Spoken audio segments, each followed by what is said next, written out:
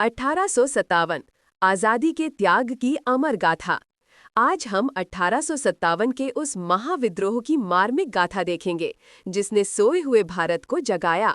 ये बलिदान की वो कहानी है जिसे हर भारतीय को जानना चाहिए। अगर आप इतिहास और बहादुरी की सच्ची कहानियों में रुचि रखते हैं तो अभी वीडियो को लाइक करें और चलिए शुरू करते हैं। विद्रोह की पहली चिंगारी। 1857 की शुरुआत में भारत में ईस्ट इंडिया कंपनी के विरुद्ध गहरी निराशा फैल चुकी थी। अंग्रेजों की क्रूरता, जमीनों पर कब्जा और सांस्कृतिक अपमान चरम पर था। इसी बीच बैरकपुर की छावनी में एक नई एनफील्ड राइफल आई जिसके कारतूसों पर गाय तथा सुअर की चर्बी लगी होने की अफवाह आग की तरह फैली। ये खबर रामदीन जैसे हर सिपाही के लिए धार्मिक आस्था पर सीधा हमला थी। इस अपमान ने सिपाही मंगल पांडे को भीतर से झकझोर दिया। 29 मार्च 1857 को जब उन्होंने देखा कि उनके धर्म का मजाक उड़ाया जा रहा है तो उन्होंने धैर्य खो दिया। उन्होंने अपने साथी सिपाहियों को एकजुट होने के लिए ललकारा और एक ब्रिटिश अधिकारी पर हमला कर दिया। मंगल पांडे का ये साहसी कदम उस महाविद्रोह की पहली और ज्वलंत चिंगारी थी जिसने अंग्रेजों को हिला कर रख दिया। वीडियो कोई स्किप मत करना, लास्ट तक देखना जरूर। मंगल पांडे को फांसी दिए जाने के बाद देश भर में शोक और क्रोध फैल गया। ये कहानी सिर्फ एक सिपाही के बलिदान की नहीं बल्कि भारत की आत्मा के जागरण की है। ये कहानी अभी खत्म नहीं हुई है, ये तो सिर्फ शुरुआत है। अगर आपको ये वीरता और त्याग की गाथा पसंद आ रही है तो अभी लाइक बटन दबाएं और भविष्य में ऐसी प्रेरणादायक कहानियां देखने के लिए हमारे चैनल को सब्सक्राइब करना ना भूलें। बलिदान के बाद 10 मई 1857 को मेरठ की छावनी में सिपाहियों ने खुलेआम विद्रोह कर दिया।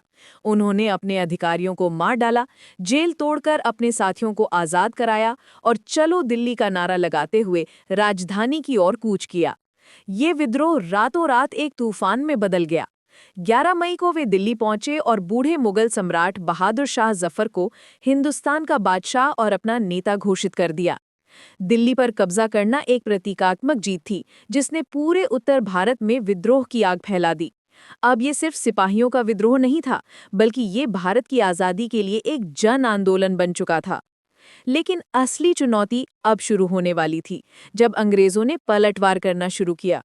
आगे की कहानी में हम देखेंगे कि कैसे महान नायकों जैसे रानी लक्ष्मीबाई ने अपनी जान की बाजी लगाई।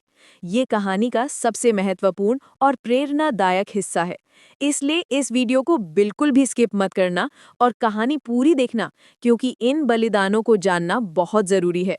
अगर आपको ये अच्छी लग रही है तो भाई लाइक सब्सक्राइब प्लीज जब कर दो। दिल्ली से क्रांति की खबर अन्य राज्यों में पहुंची तो कई महान नेताओं ने मोर्चा संभाला।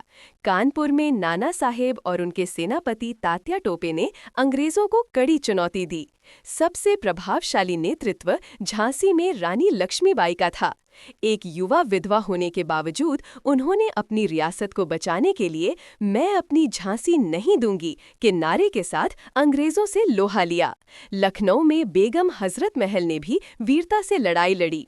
इन नेताओं ने दिखाया कि ये विद्रोह केवल धार्मिक अपमान तक सीमित नहीं था बल्कि ये अपने अधिकार, अपनी जमीन और अपनी आज़ादी को वापस पाने की लड़ाई थी।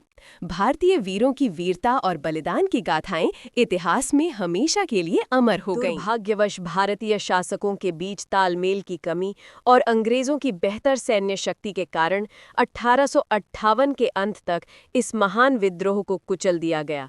रानी लक्ष्मीबाई, तात्या टोपे और अन्य नायकों ने अपनी मातृभूमि के लिए सर्वोच्च बलिदान दिया।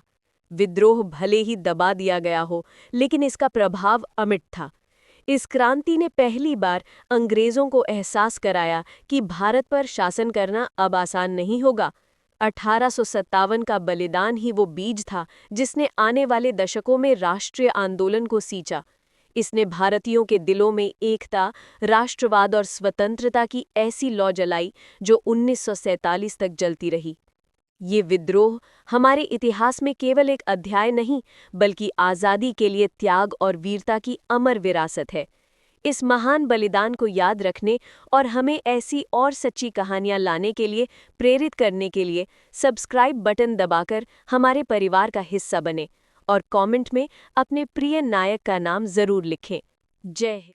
ऐसे ही और रोमांचक देशभक्ति कहानियों के लिए और एक्शन से भरपूर कहानी देखने के लिए अमर बलिदान चैनल पर जाइए, जो लिंक मैं डिस्क्रिप्शन में दे। लाइक और सब्सक्राइब करना ना भूलें। Thank you.